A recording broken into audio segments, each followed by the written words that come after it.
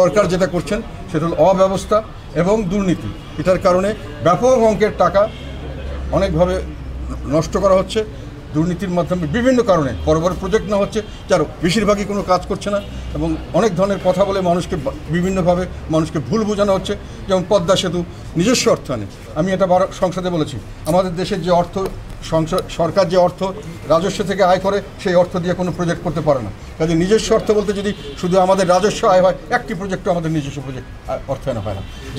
যেগুলো প্রজেক্ট হচ্ছে সবগুলো আমরা দেশি এবং বিদেশি ঋণে করি। পদ্মা সেতুর ব্যাপারে যেটা হয়েছে সেটা হলো সরাসরি ওয়ার্ল্ড ব্যাংক ঋণ দিতে চেয়েছিল একটি খুব সুবিধাজনক শর্তে। আমরা সেটা না নিয়ে তাদেরকে বিদায় করে দিয়ে আমরা অনেক অসুবিধাজনক শর্তে সরকার অনেক ঋণ করেছে বিদেশ থেকে, অনেক বেশি পার্সেন্টেজ, 6%, 10% এক একজন এক এক কথা বলে।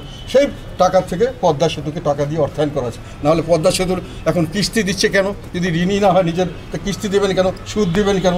তো সরকার তাকে ধার দিয়েছে।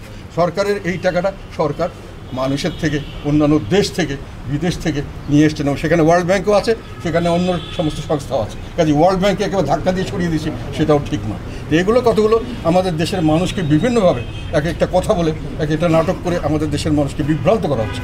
এটি আমরা বলেছি যে সরকারের আসল সমস্যা হলো অর্থনৈতিক সমস্যা। দেশে বিদেশে এখন টাকার জন্য যাচ্ছেন, টাকা নিয়ে আসবেন এবং বড় ধরনের ঋণ করবেন, সেই ঋণের বোঝা জনগণের কাছে থাকবে এবং জনগণ না খেয়ে থাকবে। আজকে সারা বিশ্বের মধ্যে আমরা একটা অত্যন্ত শোচনীয় অর্থনৈতিক পরিস্থিতিতে আছি এবং ছেলেরা যে মারামারি করছে, ছেলেরা যে রাস্তায় দাঁড়িয়ে আছে, কেন দাঁড়িয়ে আছে? এখন আমাদের দেশের যুব সমাজের মধ্যে চাকরি নিশ্চয়তা তো মোটেই নেই। যতগুলো প্রজেক্ট করা হয়েছে, মেগা প্রজেক্ট, এগুলোতে দেখা যাচ্ছে যে কোনো চাকরির সুবিধা সেভাবে তৈরি হচ্ছে না। $1 বিলিয়ন খরচ হয়ে যাচ্ছে। আমাদের দেশের ব্যাংকগুলোকে খালি করে ফেলেছে সরকার। কাজেই এখানকার যারা ছোটোখাটো ব্যবসা করতে চায়, যারা একেবারে বড় আকারের না হলেও মোটামুটি ব্যবসা বাণিজ্য করে চলতে চায়, সেই ব্যবসা বাণিজ্য ইন্ডাস্ট্রি বন্ধ হয়ে যাচ্ছে।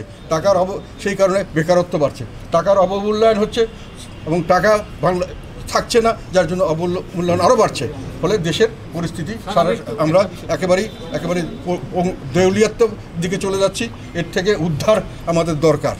যেটা তিস্তা প্রজেক্ট, যেটাই হোক, তিস্তা নদীতে মহাপরিকল্পনা, আমরা পানি পাচ্ছি না। আমাদের স্টোরেজ করে পানি একটা রাখার জন্য একটা পরিকল্পনা হচ্ছে, এটার পক্ষে আমরা সবসময় আছি।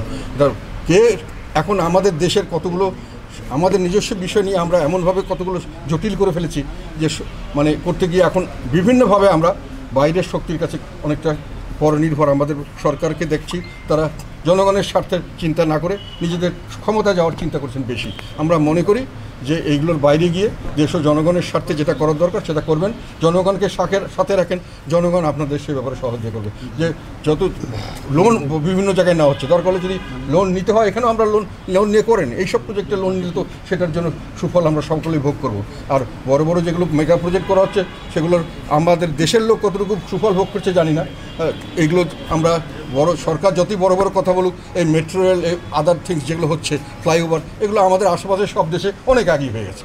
এটা একটা চলমান প্রক্রিয়া। দেশে বিদেশে এগুলো ডেভেলপ করছে। আমাদের মোবাইল ফোন প্রতি বছর নতুন নতুন আসছে, নতুন ধরনের টেকনোলজি আসছে।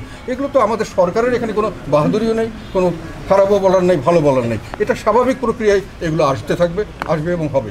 কিন্তু আমাদের দেখতে হবে কোনটাতে আমাদের জনগণ উপকৃত হবে। এইটা প্রজেক্টে আসলে জনগণ উপকৃত হবে, সরকারের উচিত এটাকে যে কোনোভাবে বাস্তবায়ন করা।